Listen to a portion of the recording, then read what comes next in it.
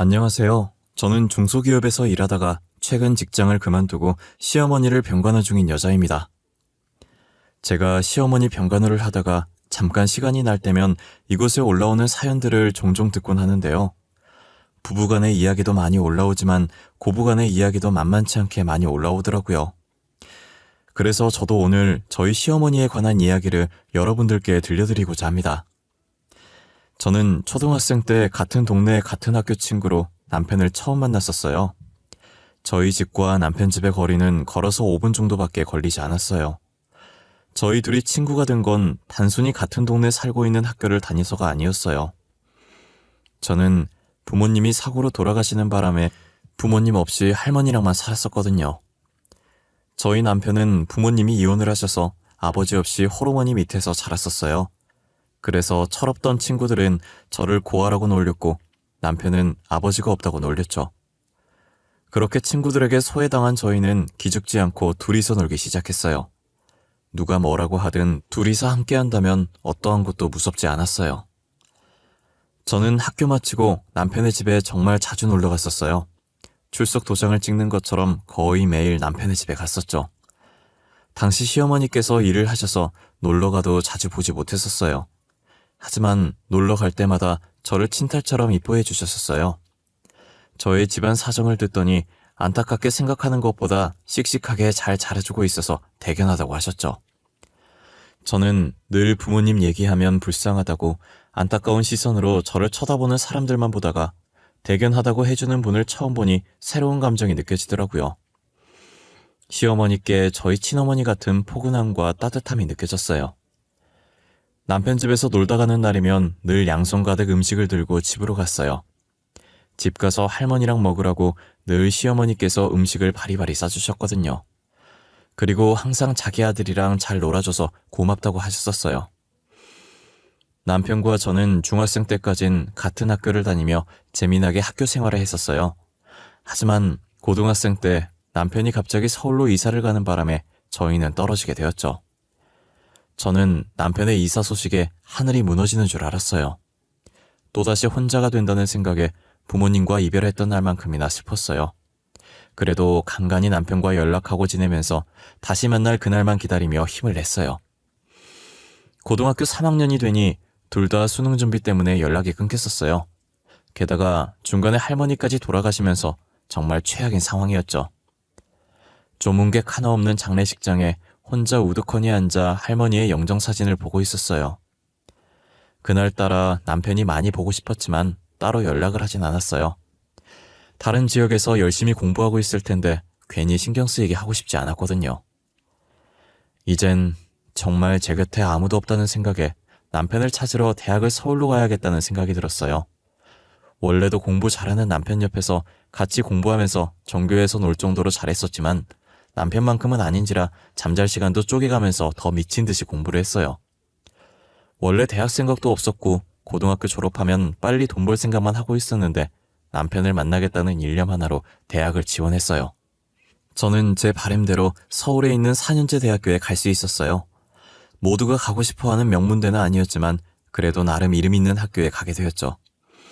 분명 남편은 공부를 잘해서 명문대에 갔을 게 뻔해서 저와 같은 학교일 거라는 생각을 안 했어요.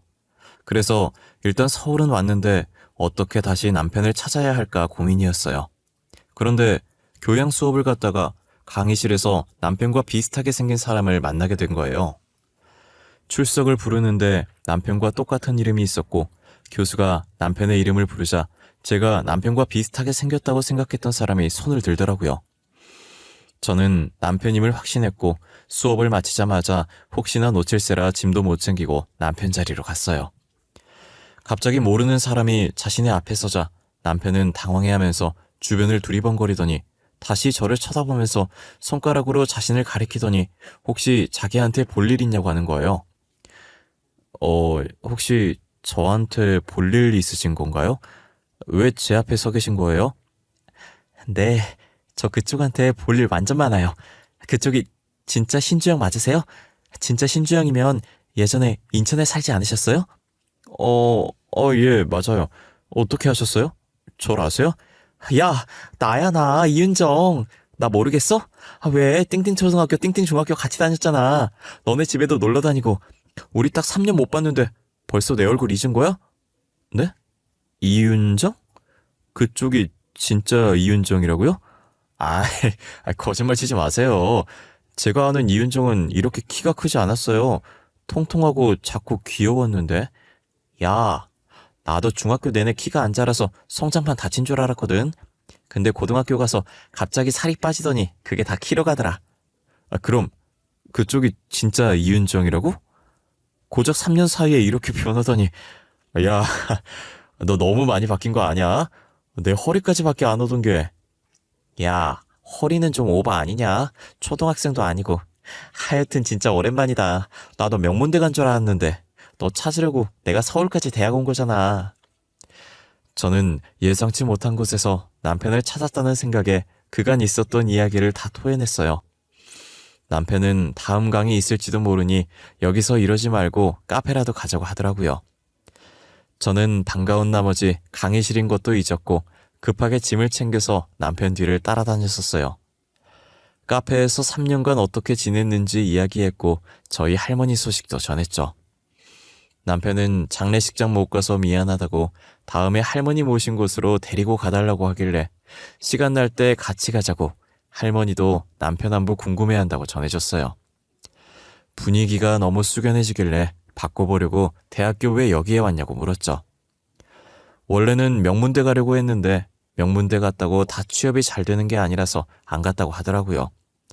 지금 학교도 나름 이름 있는 학교였고 교수님들 인맥이 좋아서 취업이 잘 된다고 해서 왔대요. 남편도 대학 다니면서 혹시나 제가 서울로 대학을 오지 않을까 싶었대요. 같은 학교 다니게 될 줄은 저희 둘 다 상상도 못했었지만요. 저희는 학교를 다니면서 예전에 재밌게 놀았던 과거 이야기를 종종 하곤 했었는데 그러다가 중학생 때부터 서로에게 마음이 있었다는 걸 알게 되었어요. 하지만 연인이었다가 헤어지면 친구 사이도 끝이 되는 거니 서로 주저하고 있었던 거죠. 여전히 서로를 그리워하고 있었고 이렇게 다시 만난 건 운명이라는 생각에 사귀게 되었어요. 연애하는 동안에 남편 집에 자주 놀러 갔었는데 시어머니께서는 여전히 다정하셨어요. 저를 보자마자 자신이 알고 있던 그 아이가 맞냐며 오랜만이라고 따뜻하게 안아주시더니 엄청 작을 때 만났던 것 같은데 언제 이렇게 커서 숙녀가 됐냐면서 놀라시더라고요. 너 윤정이 맞니? 너 진짜 이만했던 애 맞아? 어머어머, 너 언제 이렇게 컸어? 아유, 너무 오랜만이다. 애가 숙녀가 되어서 돌아왔네, 응? 살도 쫙 빠지고. 너무 이쁘다. 어머님도 여전하시네요. 저 어머님 품 너무 그리웠어요. 그때나 지금이나 어머님 품은 따뜻하네요. 잘 지내셨어요? 아유, 잘 지냈지 당연히. 에휴, 기집애 맨날 아줌마라고 하더니 어쩐 일로 어머님이래? 이제 성인 됐다고 호칭도 어른스럽게 바꿔버린 거야? 아, 어머님, 저 사실 주영이랑 만나고 있어요. 사귄 지 좀 됐는데 주영이가 아직 그것까진 말 안 했나 보네요. 어머, 정말이니? 진짜 둘이 사귀는 거야? 아우, 난 오늘 처음 듣는 얘기인데. 우리 아들이 쑥스러워서 얘기 안 했나 보네. 잘 됐다, 응? 잘 어울려. 아, 맞다. 할머님은 잘 지내시지? 할머니, 작년에 돌아가셨었어요. 아무래도 저희 아빠가 늦둥이였어서 나이 많으셨잖아요. 자면서 편하게 눈 감으셨어요. 그래도 아프지 않고 가셔서 다행이죠. 아유, 그랬구나. 알았으면 우리가 장례식 갔을 텐데 미안해. 시어머니는 저희 할머니 소식에 남편과 똑같은 반응을 보였어요. 저는 괜찮다고 다음에 다 같이 할머니 보러 가자고 했어요. 시어머니는 이제 정말 혼자 남은 제게 자기 집이라고 생각하고 편하게 지내라고 하셨어요. 당시 제가 기숙사 생활을 했었는데 다음 학기부터는 자신의 집에서 지내고 하시는 거예요.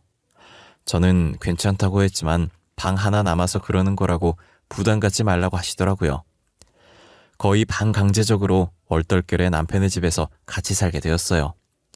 시어머니께서는 자신을 엄마라고 생각하라며 투정 부리고 싶으면 투정 부려도 되고 엄마가 필요한 순간이면 언제든지 주저하지 말고 자신을 찾아달라고 했어요. 남편도 그래야 어머님 마음이 편하다고 어머님 말대로 친엄마 돼야 돼 하라더라고요. 제 생각을 끔찍이 하는 시어머니께도 남편에게도 너무 고마웠어요. 당시 남편은 공업과였고 저는 무용과여서 교양 말곤 겹치는 수업이 아무것도 없었지만 교양이라도 같은 수업 듣고 싶어서 무조건 같이 수강 신청을 했었어요. 남편이 군대 가 있는 동안 제가 사고를 당해서 다리 수술을 하는 바람에 무용을 더 이상 할 수 없었어요. 그래도 졸업장을 따야 하기 때문에 성적에 맞게 암흑과나 전과를 냈고 뒤늦게 자격증 공부를 시작했어요. 저는 대학 졸업할 때까지 필요한 자격증들을 따서 중소기업 사무직으로 취업을 했고 남편은 제대를 하고 학교 졸업 후 교수님 추천으로 유명 건설업체 현장직으로 취업을 했어요. 저희는 각자의 직장에서 어느 정도 적응하고 자리를 잡은 뒤에 결혼을 했어요. 시어머니는 저희가 분가를 해서 사는 걸 권유했지만 혼자 남을 시어머니가 걱정됐고 워낙 시어머니께서 제게 잘해주시니 계속 이대로 같이 살고 싶었어요. 분가하라고 해도 안 하는 며느리는 저밖에 없을 것이라면서 별종이라고 혀를 찼어요. 시어머니께서는 합가하는 동안 제게 집안일 한 번 안 시키셨어요. 친딸처럼 생각한다고 하지 않았냐면서 친딸한테 집안일 시키는 부모 봤냐고 밖에서 일하는 것도 힘들 텐데 집에서까지 일하려고 하지 말라시더라고요. 제가 조금이라도 움직이려고 하면 남편을 불러서 저를 방으로 들여보내게 했어요. 아마 시어머니께 이렇게 공주 대접받는 사람은 저밖에 없을 거예요. 제가 딸을 낳은 뒤로는 본인이 직접 집안일에 육아까지 자처해서 도맡아 하셨어요. 제게는 아무 걱정하지 말고 일하고 싶으면 다시 복직해서 일하라고 하시더라고요. 윤정아, 윤주는 내가 볼 테니까 일하고 싶으면 해도 돼. 하고 싶을 때 해야지. 늙으면 일하고 싶어 못해. 어차피 집에만 있으면 심심했었는데 이제 손녀랑 재미나게 놀아봐야겠네. 어머님, 진짜 괜찮으시겠어요? 육아가 쉬운 일이 아니잖아요. 어머님 혼자서는 힘들 거예요. 어머 얘, 나도 애 키워봤다, 응? 나 육아는 너보다 선배야. 주영이도 나 혼자서 키웠는데 윤주 하나 못 키우겠어? 내 걱정할 거면 접어라. 너가 돈 벌어야 나도 맛있는 거 사 먹지. 그치 윤지야? 시어머니는 괜히 장난치시면서 자신 걱정하지 말라는 말만 남긴 채 딸을 안아들고 방으로 가셨어요. 저는 배려심 많은 시어머니 덕분에 다시 복직해서 일을 하기 시작했어요. 그렇게 2년 정도 다녔을 때쯤 평소처럼 회사에서 일을 하고 있는데 전화가 미친 듯이 울리는 거예요. 잠시 직원이랑 이야기한다고 누구한테 전화 왔는지만 확인하고 폰을 뒤집어 놨었어요. 남편한테 온 전화였고 원래 남편이 일하는 시간에는 절대 연락 안 하는 사람인데 그날은 불길하게 낮에 전화가 온 거예요. 연속적으로 전화가 오길래 잠시 직원한테 양해를 구하고 전화를 받았어요.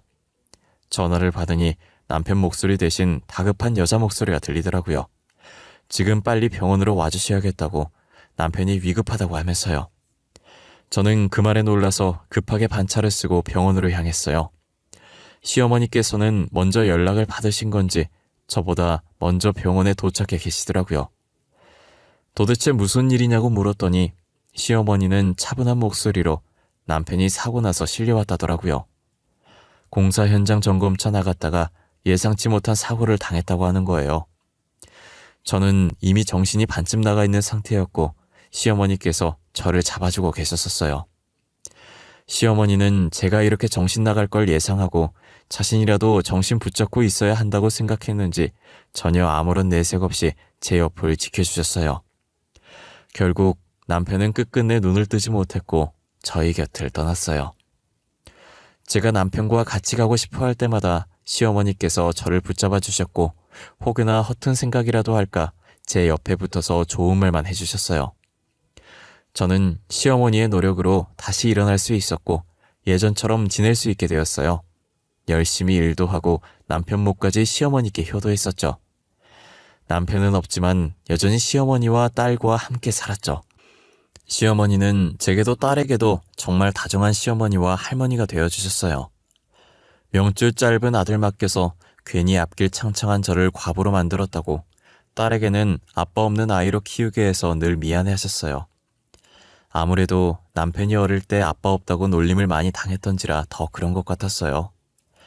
시어머니는 딸은 자신이 키울 테니 저보고 새 출발하라고 한 적이 있었어요. 저는 절대 그럴 수 없다고 어떻게 그런 말씀을 하시냐고 학을 뗐어요. 저 또한 부모 없는 고아라고 놀림을 당했던지라 절대 딸 혼자 둘 수 없었어요. 부모가 한 명이라도 있는 것도 2명 다 없는 건 정말 천지 차이거든요. 그리고 애초에 제 인생의 남자는 남편뿐이라 생각해서 다른 남자를 만나 결혼할 생각도 없었어요. 저는 딸에게 아빠 같은 엄마가 되어주었고 시어머니는 엄마 같은 할머니가 되어줬어요. 저희는 별탈 없이 세 식구가 화목하게 잘 살고 있었어요. 하지만 저희의 화목한 관계도 몇 년이 가질 않더라고요. 무엇 때문인지 시어머니의 성격이 점점 변해가셨었거든요. 저희 딸이 6살이 되었을 때쯤 생전 저한테 하지 않던 시집살이를 갑자기 시키기 시작하더라고요. 집에 들어오자마자 밥 차려달라고 짜증을 부리시는 건 기본이고 한쪽엔 빨래들이 쌓여있고 주방엔 설거지거리들이 잔뜩 쌓여있더라고요. 저는 한숨을 쉬면서 대충 겉옷만 벗어놓은 뒤 빠르게 시어머니 밥을 차려드리고 빨래와 설거지를 했어요. 시어머니는 국을 한 입 하시더니 그대로 국그릇을 바닥에 집어던지시는 거예요. 너는 이딴 걸 국이라고 끓인 거니? 어쩜 이래도 형편이 없는지? 에이, 이렇게 짜게 해놓으면 나보고 먹으라는 거야, 말라는 거야? 죄송해요 어머니, 제가 금방 새로 간 맞춰서 다시 끓여드릴게요. 에이, 밥은 왜 이렇게 꼬들꼬들한 거야? 생살 씹는 줄 알았네. 가뜩이나 늙어서 이가 시원찮은데 이 나가면 네가 책임질 거야? 밥도 다시 새로 해, 알겠어? 시어머니는 입안에 있던 밥을 뱉더니 식탁에 숟가락을 던지시고 거실로 나가셨어요. 저는 사람이 갑자기 변하면 죽는다는 말이 있듯이 혹시나 몸에 문제가 있는 건 아닌가 싶어서 병원에 모시고 가려고 했으나 자신을 아픈 사람 취급한다고 욕만 먹었어요. 그래도 그간 시어머니께서 제게 잘 해왔기 때문에 이 정도는 참을 수 있다고 생각했어요. 아픈 것만 아니라면 뭐든 괜찮다고 더 투정 부려도 된다고 제 자신을 위안했어요. 솔직히 아들 잃고 정신 안 나가면 이상한 거라고 그때의 충격이 뒤늦게 도진 거라고 생각했죠. 하지만 시어머니는 도를 지나쳐 저희 딸한테까지 막대하기 시작하는 거예요. 웃으면 웃는 게 거슬린다고 난리치고 울면 우는 게 시끄럽다고 난리치셨어요. 할머니를 엄마인 저보다 더 좋아하던 딸이었지만 무서워진 할머니의 모습에 몸을 떨었어요. 이대로 있다간 딸아이의 정신건강에 좋지 않을 것 같아서 시어머니와 따로 살아야겠다는 마음을 먹었죠. 딸아이를 유치원에 보내긴 했었지만 혹시나 어쩌다 하원 시간이 제 퇴근 시간보다 빨라지면 제가 없을 때 딸아이가 시어머니께 무슨 일을 당할지 모르니 불안한 마음에 결국 시댁에 나와서 살았어요. 딸과 저는 1년 동안 아무 문제 없이 잘 살고 있었어요. 하지만 1년이 지나고부터 시어머니께서 계속 딸의 유치원에 계속 나타나서 저희 주변을 맴돌더라고요. 처음엔 제가 많이 둔한 편이라 시어머니께서 저희 주변을 맴돌고 있는지 몰랐어요. 그런데 유치원 선생님께서 저를 살짝 부르더니 말씀해 주시더라고요. 윤주 어머님, 다름이 아니라 예전에 윤주 할머님께서 하원을 도와주셨었잖아요. 그런데 한동안 안 보이시더니 요즘 따라 윤주 하원을 안 하시고 멀리서 쳐다만 보고 가시더라고요. 아, 제가 선생님께 말씀 안 드렸네요. 윤주 할머니 와도 절대 윤주 맡기지 마세요. 저희 이제 따로 살아서 윤주 할머니가 데리러 오는 일 없을 거거든요. 아, 그래요? 제가 윤주 할머님 불렀으면 큰일 날 뻔했네요. 저랑 눈 마주치고 그냥 가시길래 부르려고 했는데 다른 선생님이 저를 찾으셔서 못 불렀거든요. 다음에도 보이면 그냥 저한테 연락 주세요. 제가 따끔하게 한마디 해야겠어요. 선생님은 무슨 일인지 더 이상 묻지 않으셨고 다시 보이면 연락달라는 제 말에 알겠다고 했어요. 그 뒤로 며칠 뒤 또 시어머니가 주변을 서성거린다고 선생님께 연락이 온 거예요. 저는 잠시 나갔다 오겠다고 하고 회사 근처에 있던 딸아이의 유치원으로 뛰어갔어요. 시어머니는 나무들 사이에서 멀찍이 저희 딸아이가 노는 모습을 보고 있더라고요. 저는 시어머니의 손목을 붙잡고 유치원이랑 조금 떨어진 곳으로 무작정 걸었어요. 혹시라도 딸아이가 볼까봐 딸아이가 안 보이는 곳으로 갔죠. 유치원과 꽤 멀어졌을 때쯤 시어머니의 손목을 놓고 째려봤어요. 1년 만에 본 시어머니의 몰골은 꽤나 많이 말라있더라고요. 순간 마음이 찡했지만 시어머니께서 딸아이에게 했던 것이 생각나서 독해지기로 마음먹었어요. 저는 팔짱을 낀 채로 시어머니를 노려보면서 왜 온 거냐고 쏘아붙였어요. 어머님, 지금 여기서 뭐 하시는 거예요? 저희 딸 싫다고 할 땐 언제고 여기서 뭐 하고 계시냐고요? 혼자 남게 되니 갑자기 저희가 그립기라도 하셨나 봐요? 아가, 그게 아니라 나는 그냥 우리 손녀가 잘 지내는가 궁금해서. 진짜 별 뜻 없었어. 그래도 내 핏줄인데 잘 지내는지만 확인하려고 온 거야. 울면 시끄럽다, 웃으면 거슬린다, 세상 살기 좋나 보다 하면서 어린애한테 막말 부어놓고 이제 와서 잘 지내는지 궁금하시다고요? 어떻게 사람이 이렇게 이중적일 수가 있으세요? 나도 윤주한테 그렇게 심한 말을 하려던 게 아니었는데 내가 정말 미안하구나. 제발 그만하세요. 이제 와서 미안하다는 말 듣고 싶지 않아요. 더 이상 저희 찾아오지 마세요. 멀리서라도 보지 마세요. 그냥 저희 근처에 나타나지 마시라고요. 다시는 보고 싶지 않아요. 아시겠어요? 그래, 내가 윤주한테도 너한테도 정말 죽을 죄를 지었구나. 오늘 이후로 절대 너네 앞에 나타날 일 없을 거야. 그동안 나랑 사느라 고생 많았고 미안했다. 시어머니는 제게 미안하다는 말과 함께 제 손에 서류 봉투를 하나 쥐어두더니 사라지시더라고요. 봉투 안에 딸아이와 제 명의로 된 통장 하나씩과 편지 하나가 들어있었어요. 딸의 통장은 언제 만들었는지 모르겠지만 제 통장은 예전에 제가 생활비 입금해줬었던 통장이었어요. 두 통장 안에 돈이 상당히 많이 들어있는 것을 확인했고 저는 급하게 편지를 열어봤어요. 편지의 내용을 보고 저는 뒤늦게 시어머니가 떠난 방향으로 미친 듯이 뛰었지만 이미 시어머니는 사라지신 뒤였어요. 편지 속엔 저와 딸에게 미안하다는 내용이 담겨 있었어요. 알고 보니 시어머니는 간암투병 중이셨고 이식을 하지 않으면 살 수가 없는 상태라고 아는 거예요. 암이 꽤나 많이 퍼져서 일반인의 간을 받을 수 없을 정도고 뇌사자 간을 이식받아야 한다더라고요. 차라리 일반인 간을 받을 수 있다면 제가 드리면 되는데 뇌사자 간은 정말 구하기 힘들어요. 뇌사자 가족분들에게 이식 수술 동의를 구해야 하는데 이식을 해주는 경우가 드물죠. 그래서 시어머니께서는 제가 병수발을 해야 할까봐 짐이 되기 싫어서 딸에게는 모진 말을 하고 제게는 시집살이를 시켰던 것이에요. 아직도 기증자는 나타나지 않고 암은 계속 퍼지고 있고 죽을 날이 얼마 남지 않았다고 생각해서 죽기 전에 저희를 멀리서라도 많이 봐두고 싶어서 찾아온 것이었어요. 저희 딸 통장에 있던 돈은 딸 결혼할 때 쓰라고 넣어놓은 돈이었고 제 통장에 있던 돈은 제가 그동안 생활비 준 거 모았던 거더라고요. 유치원 선생님과 눈이 마주쳤을 때 언젠간 제 귀에 들어갈 것이라 생각했고 마주치면 주려고 매일 들고 다니셨던 거예요. 그 사실을 알고 눈물 범벅이 된 얼굴로 시어머니 집을 찾아갔어요. 그런데 이미 시어머니께서 이사를 가고 없는 건지 집안에 아무것도 없이 텅 빈 곳이 되었더라고요.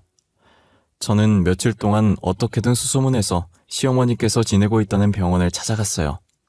병실 문을 열어보니 시어머니께서 제일 끝 침대에서 누워 초점 없는 눈으로 창밖만 멍하니 보고 계시더라고요. 저는 시어머니의 모습이 보이자마자 다시 눈물이 차올랐고 천천히 시어머니께 다가갔어요. 불과 5일밖에 안 지났는데 마지막에 본 모습보다 더 말라있는 거예요. 저는 다른 환자분들이 보든 말든 시어머니 침대 앞에 서서 소리를 내며 울었어요. 창밖을 보던 시어머니는 갑자기 들려오는 울음소리에 놀라서 제 쪽을 쳐다보더라고요. 어머님, 진짜 나빠요. 저한테 시집살이 시켰을 때보다 저희 딸한테 모진 말 했을 때보다 지금이 제일 나빠요. 어떻게 몸이 이 지경이 되도록 저한테 말씀 한 번 안 하셨어요? 윤정이? 너 우리 윤정이니? 네가 여기로 어떻게 알고 온 거야? 어머님 혼자 작별 인사하면 다해요? 어머님 그렇게 떠나면 나면 저희는 어떡하라고요? 어머님 진짜 너무 나빠요. 이기적이에요. 왜 혼자 그렇게 떠나시려고 해요? 아휴, 내가 미안하다, 윤정아. 울지 마라, 응? 내가 잘못했어. 그래도 죽기 전에 이렇게 만났네. 우리 윤정이 이쁜 얼굴 다 망치겠다. 그만 울어, 응? 내가 너무 미안해. 시어머니께서는 울지 말라며 저를 안아주셨고 여전히 시어머니 품속은 따뜻했어요. 저는 시어머니 품에서 어린아이처럼 울음을 멈출 수가 없었어요. 제가 숨이 넘어가려고 하자 시어머니는 손으로 가볍게 등을 토닥여 주셨죠. 시어머니의 토닥임에 어느 정도 진정이 되더라고요. 저는 진정이 되자마자 시어머니는 보살피겠다는 의견을 냈어요. 당연히 시어머니께서 안 된다고 했고 저는 고집 꺾을 생각 없다고 확고한 의사표시를 했어요. 며칠 전 어머니 마음대로 작별 인사했으면 이번엔 제가 마음대로 병간을 하겠다고 했어요. 결국 시어머니는 제 고집을 못 꺾었고 제 병간호를 받으셨어요. 끝날 때까지 끝난 게 아니라고 시어머니께 희망의 끈을 놓지 말라고 했어요. 언제 갑자기 기증자가 나타날지 모른다고 항상 좋은 생각만 하자고 했죠. 밥도 든든하게 먹어야 버틴다고 시어머니께서 평소 좋아하던 음식들만 준비해 갔어요. 시어머니는 밥을 반 공기도 못 드셨는데 제가 다 안 먹으면 가려고 하질 않자 억지로 밥 한 공기를 뚝딱 하셨죠. 제가 병간호 한 뒤로 몸에 좋다는 건 다 챙겨 먹이니 시어머니는 조금씩 살이 붙었고 혈색도 좋아졌어요. 저희 딸도 하원하고 와서 유치원에 있었던 일을 시어머니 앞에서 조잘조잘 떠들어요. 처음엔 가기 싫어했는데 할머니 예전 모습으로 다시 돌아왔다고 하니 웃으면서 저를 따라오더라고요. 지금은 시어머니 옆에 붙어서 떨어지려고 하질 않아요. 끝날 때까지 끝난 게 아니다. 이 말이 진짜 맞는 말인 건지 얼마 전 시어머니께서 간을 기증할 분이 나타났다고 하셨어요. 기증자는 뇌사자셨는데 평소 장기 기증에 관심이 많던 분이라 가족들이 그분의 뜻을 따라 기증을 하기로 결정하셨다고 하더라고요.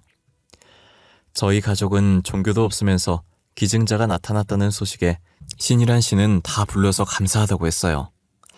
지금은 수술이 성공적으로 끝나서 병원에서 입원 치료 중이에요. 의사 선생님이 수술 후 경과가 좋다고 조금 있으면 퇴원할 수 있다고 하시더라고요. 얼른 시어머니께서 퇴원을 하셔서 저희와 다시 함께 사셨으면 좋겠어요. 시어머니께서 퇴원하시게 되면 어머님 건강 생각해서 저희는 공기 좋은 곳으로 이사를 가려고 해요. 그리고 다시는 병이 재발하지 않도록 제가 옆에서 많이 신경 쓰려고요. 시어머니께서는 그럴 필요 없다고 하셨지만 저는 시어머니와 함께 오래도록 살 생각이라 아무리 반대하셔도 공기 좋은 곳으로 이사를 갈 거예요. 제가 벌써 다 알아보고 미리 받은 집도 있거든요. 시어머니께서 살아계시는 동안에 시어머니를 위해서 살려고요. 아무것도 모른 채 시어머니를 떠나보낼 뻔했는데 만약 진짜 그랬으면 엄청 후회했을 거예요. 이렇게 제 옆에 살아계신 걸 감사하고 이 시간들을 소중하게 생각하며 살아가려고요. 제 이야기는 여기까지입니다. 여러분들도 부모님께서 살아계실 때 사랑한다는 말 한 번이라도 더 해주시길 바래요. 떠나고 나서 후회해봤자 아무 소용이 없잖아요. 지금까지 제 이야기 들어주신 모든 분들께 감사하고 늘 건강하시길 바랄게요.